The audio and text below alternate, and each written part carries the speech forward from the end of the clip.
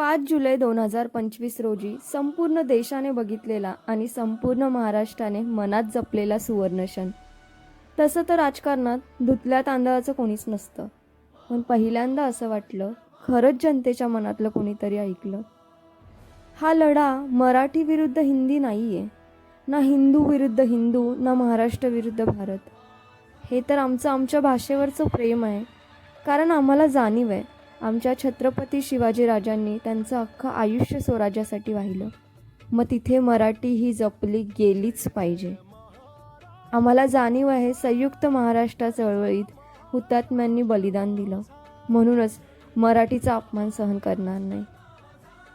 फक्त राज्याची अस्मिता टिकून राहण्यासाठी जर वेगवेगळ्या पक्षातील नेते एकत्र येत असतील तर प्रत्येक राज्याला असे नेते लाभले पाहिजे.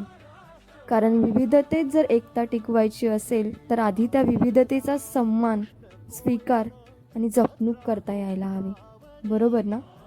जय हिंद, जय महाराष्ट्र.